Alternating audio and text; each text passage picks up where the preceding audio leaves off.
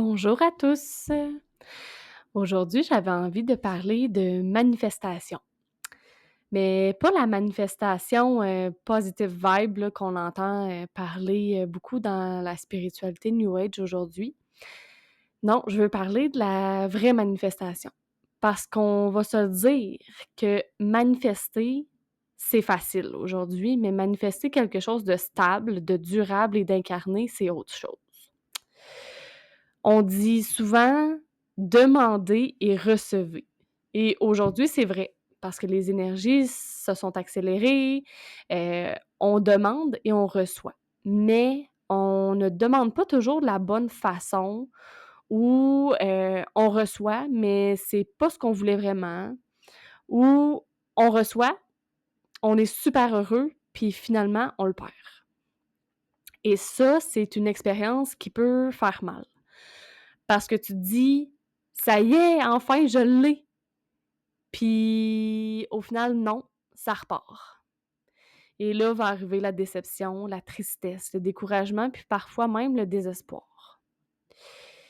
Donc la fameuse question «Pourquoi je n'arrive pas à garder ce que je manifeste?» Ça, c'est une question que je me suis posée beaucoup dans les derniers mois, les dernières semaines, parce que mon pouvoir de manifestation, il est là, il est puissant. Tout ce que je veux, je le manifeste, c'est rapide. Mais j'y touche du bout des doigts, puis je le perds après.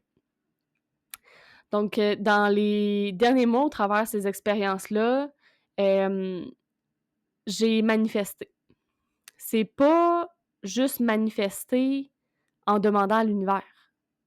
C'est pas quelque chose qu'on peut faire à l'extérieur de nous, parce que la manifestation vient de nous. On est les créateurs. C'est avec notre conscience, c'est avec notre énergie, notre champ magnétique qu'on va manifester ce qu'on veut. Et si notre champ magnétique est trop petit, s'il a été, parasité, si notre intention est pas enracinée dans nos racines, si on manifeste à partir d'une peur, si on tient pas en compte les changements de fréquence, si on n'est pas au point zéro avec ça, hem, alors on va créer, hem une structure qui va s'effondrer, donc qui va pas rester dans le temps. Parce que oui, on attire, mais pour que ça tienne, il faut être au point zéro avec ce qu'on veut, ancré, aligné et disponible à recevoir.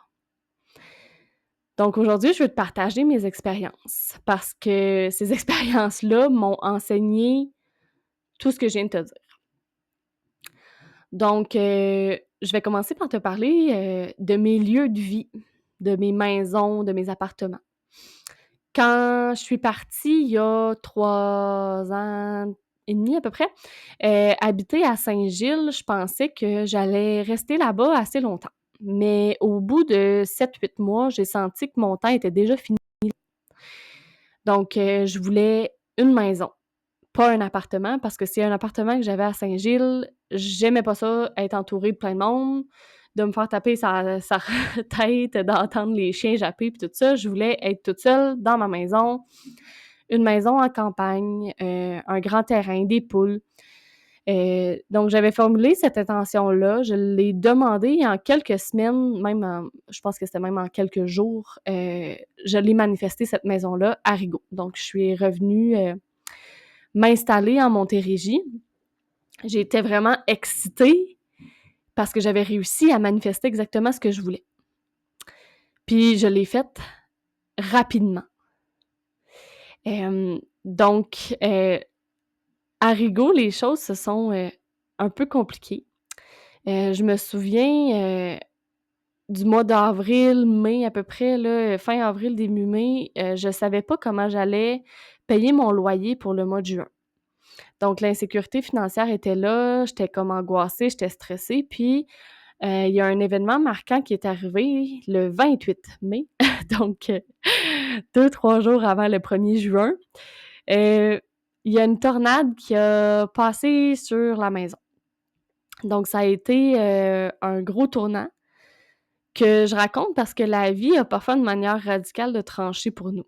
Avec cette tornade-là, j'ai pas eu à payer mon loyer. Donc d'une certaine façon, j'ai manifesté en disant que je savais pas comment j'allais payer puis qu'il me fallait absolument une solution pour ça, pour le fait de pas pouvoir payer mon loyer. Bon, ben la solution, ça a été la tornade, ça a l'air.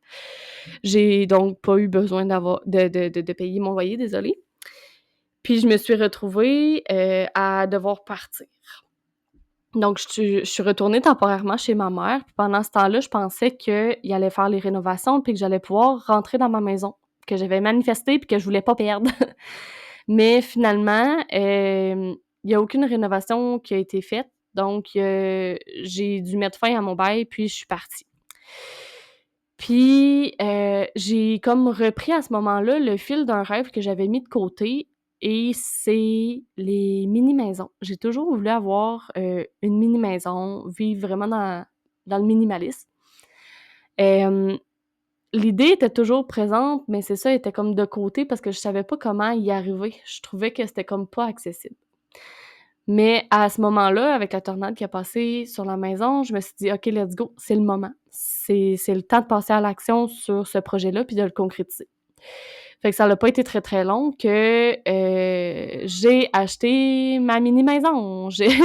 J'avais, une cliente qui avait une mini maison en Ontario, donc juste sur le côté de la ligne, encore proche de Rigaud. Fait que j'ai acheté sa mini maison, puis on est déménagé là. Fait qu'encore là, j'étais super contente d'avoir encore une fois manifesté exactement ce que je voulais, comme habitation, comme lieu aussi, parce que le terrain, c'était exactement ce que je recherchais. Fait que j'avais touché à mon rêve. Sauf que la réalité de la mini-maison m'a rattrapée assez vite. Les difficultés techniques se sont accumulées, les tuyaux gelés, le chauffe-eau qui chauffait pas assez, on se lavait souvent à l'eau froide. L'électricité qui était insuffisante parce que les panneaux solaires, ça chargeait pas assez les batteries. Et j'ai souvent roulé sur la génératrice. Hem, Physiquement, c'était très énergivore parce que j'étais toute seule à devoir gérer tous les problèmes. Puis sur le plan émotionnel et familial, c'était assez lourd avec mon garçon parce que, on était dans un minuscule espace, on n'avait pas de chambre fermée, fait qu'il y avait aucune intimité. Fait que dans le fond, c'était comme vivre dans une roulotte, là, en permanence. Fait que l'été, ça se faisait très bien parce qu'on était tout le temps dehors, mais l'hiver, par contre, c'était vraiment difficile. Fait que j'arrivais vraiment plus, à tenir, fait que j'ai dû prendre la décision de vendre la mini maison.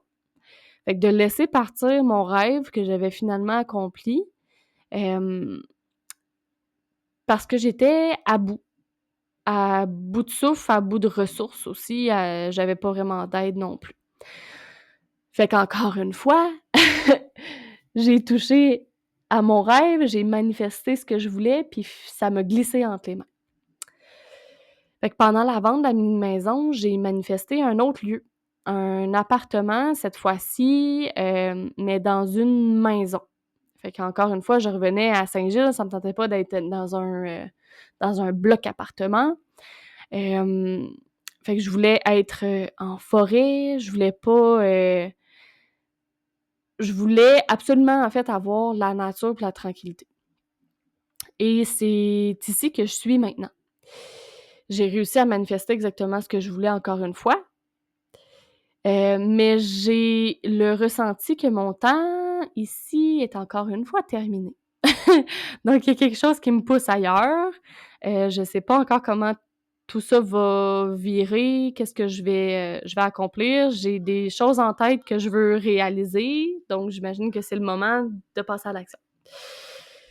Hem, Fait que ce schéma-là a été assez lourd, surtout avec un enfant. Changer de logement tous les 8, 9 mois, c'est pas vraiment stable. Hem, Ça coûte assez cher aussi, c'est, déstabilisant émotionnellement parlant aussi. Mais en même temps, je me rends compte qu'il y a clairement eu des raisons profondes là, à ces changements de lieu de vie, fréquents. Les fréquences énergétiques d'un lieu à l'autre sont différents, fait que j'avais probablement des choses à aller, shifter énergétiquement parlant à chaque endroit, des transformations à vivre, à chaque endroit. Puis c'est correct là, d'avoir traversé tout ça, mais j'aurais aimé ça manifester, vraiment comme mon rêve, mettons, de la mini maison, j'aurais aimé ça le manifester puis le garder, tu sais, pas qu'il me glisse entre les mains. Et pour poursuivre, ben là, j'ai parlé des maisons, des lieux de vie, mais je veux aussi vous parler de mes expériences au niveau des relations amoureuses. Parce que cette année, j'ai manifesté 3 hommes dans ma vie, puis à chaque expérience, ben, j'ai appris. Le premier, je l'avais manifesté. Exactement, j'avais écrit tout ce que je voulais vivre dans la relation, pas juste, ce que je recherchais chez l'homme, mais vraiment ce que je recherchais dans une relation avec cette personne-là. Fait que je l'ai attiré à moi, puis cette relation-là a duré quelques mois, puis c'est venu chercher beaucoup de zones sensibles, beaucoup d'instabilité, de la déception, du désespoir, des montagnes russes émotionnelles. Mais c'est avec lui que j'ai réalisé qu'il manquait des morceaux dans ma manifestation. Il y a des détails que j'aurais aimé avoir qui étaient pas dans la relation, puis que j'avais pas mis dans ma manifestation. Des choses, essentielles pour moi que j'avais pas précisées. Fait qu'après ça, ben, j'ai refait une manifestation encore plus alignée avec ce que je voulais. Fait que j'ai attiré un deuxième homme. Puis là, j'étais sûre, sûre que c'était lui, sûre que c'était enfin mon aliment parfait. Mais encore une fois, ça m'a glissé entre les mains. Fait que en 1 mois, c'était déjà terminé.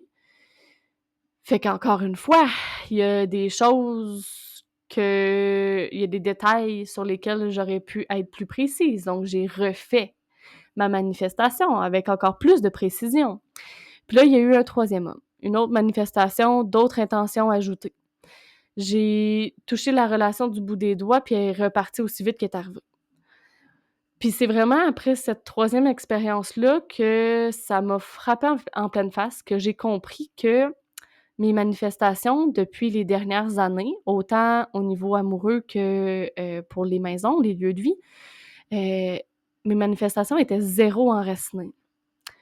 Je manifestais à partir plus de mon mental, plus de mes désirs puis du besoin, mais pas à partir de mon corps, bien enraciné dans le moment présent, ici et maintenant. Fait que toutes ces expériences-là m'ont montré plusieurs choses. Que je suis capable de manifester avec rapidité. Puis qu'à chaque fois, j'élève mon niveau de manifestation. Je change mes manifestations, j'ajoute des choses, j'ajoute des détails, puis à chaque fois, je réussis à les manifester. Mais ça reste pas. Donc, si l'intention n'est pas ancrée dans les racines, la manifestation peut partir aussi vite qu'elle est arrivée. Il faut préparer le terrain intérieur, travailler son champ magnétique, s'aligner au point zéro pour être capable de manifester. Et parfois, ben, la vie nous force à lâcher prise, comme la tornade qui est arrivée, pour nous orienter vers quelque chose de plus aligné, même si c'est douloureux et déstabilisant. Alors, cette fois-ci, j'ai recommencé mes manifestations, mais différemment. J'ai refait mes manifestations en étant complètement enracinée. Donc, je manifeste puis j'enracine mon intention dans mes racines. Je suis présente dans mon corps, dans mes racines, dans le moment présent, ici et maintenant. Je travaille sur mon champ magnétique pour qu'il soit pleinement actif. Je suis stable dans mon énergie. Puis seulement quand ça c'est fait, ben là, je formule ma demande. Et je sens que ça change tout. La vibration est différente. Je sens que cette fois-ci, je crée à partir d'un espace stable, que je crée à partir de mes racines, que je crée à partir de ma conscience, de mon feu intérieur, de mon feu créateur, pas à partir d'un manque. Et c'est ce que je voulais partager aujourd'hui avec vous, mes expériences, mes erreurs, mes apprentissages, autant au niveau des lieux de vie que des relations amoureuses, pour vous montrer que manifester, c'est pas juste demander. Et je termine en vous annonçant que, j'ai créé un programme que je vais sortir à la fin du mois de décembre ou au début du mois de janvier, un programme sur la manifestation ancrée et incarnée. Donc un programme dans lequel je vais vous partager toutes mes compréhensions, toutes mes pistes, toute ma façon, de manifester maintenant, mais cette fois-ci de manière stable, enracinée et durable. Parce qu'on est plusieurs à être capables de manifester rapidement, mais maintenant, il est temps d'apprendre à manifester pour que ça reste de façon constante et continue dans nos vies. Alors merci, de m'avoir écoutée encore une fois, puis on se voit dans un prochain épisode.